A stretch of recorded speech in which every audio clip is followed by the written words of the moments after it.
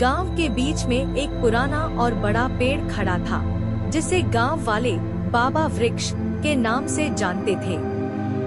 यह पेड़ गांव की पहचान तो था ही, लेकिन इसके बारे में कई रहस्यमय बातें भी प्रचलित थी।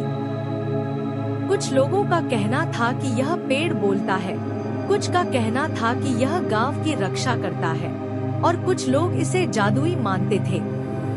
एक दिन गांव के बच्चे खेलते खेलते उस पेड़ के पास आ पहुँचे। इनमें से एक बच्चा अली बहुत बुद्धिमान और जिज्ञासु था। उसने पेड़ को ध्यान से देखा और कहा, अगर तुम सच बोल सकते हो तो हमें अपनी कहानी बताओ। अचानक पेड़ के पत्तों में सरसराहट हुई और एक गहरी, शांत आवाज गूंजी, मैं तुम्हें अपनी कहानी बताऊंगी, लेकिन वादा करती हूँ कि तुम इसका इस्तेमाल दूसरों के लाभ के लिए करोगे। पेड़ ने बताया कि कई 100 साल पहले यह गांव एक छोटा सा जंगल था, जहां अलग अलग जनजातियां रहती थी। वे जनजातियां लगातार झगड़ों और विवादों में लिप्त रहती थी। एक दिन एक बुजुर्ग महिला इस क्षेत्र में आई और एक बीज बोया, जो बाद में यह पेड़ बन गया।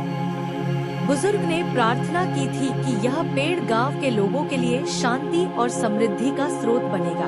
पेड़ ने कहा कि वह न केवल अतीत को याद रखता है, बल्कि धरती की भाषा भी समझता है। मुझे पता है कि धरती को कब पानी की जरूरत है, कब हवा चलेगी और कब बारिश होगी। अगर तुम मेरी बातों का पालन करोगे तो अपने गांव को मुसीबत से बचा सकते हो। पेड़ ने यह भी कहा कि गांव के कुछ लोग फर्नीचर बनाने के लिए इसकी लकड़ी काटने की योजना बना रहे थे, ताकि इससे पैसे कमा सके। अगर ऐसा हुआ तो यह गांव अपनी समृद्धि खो देगा, क्योंकि मैं ही हूँ जो भूमि को उपजाऊ रखता हूँ और आपके खेतों की रक्षा करता हूँ। अली और उसके दोस्तों ने निर्णय लिया कि वे गांव वालों को उस पेड़ की कहानी बताएंगे और उन्हें उसकी रक्षा करने के लिए राजी करेंगे। उन्होंने एक योजना बनाई और गांव के बुजुर्गों को पेड़ के पास ले आए। जब गांव वालों ने पेड़ की बातें सुनी और उसके अतीत के रहस्यों को जाना तो वे आश्चर्यचकित रह गए। उन्होंने पेड़ की रक्षा करने और गांव में जीवन को बेहतर बनाने के लिए इसका उपयोग करने का वादा किया। समय के साथ गांव में समृद्धि आई।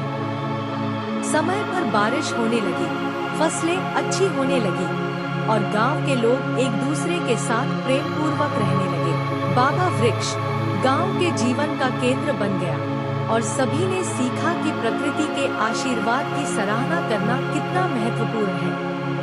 यह कहानी गांव में पीढ़ी दर पीढ़ी सुनाई जाने लगी, ताकि लोग पेड़ों और प्रकृति के महत्व को कभी न भूलें।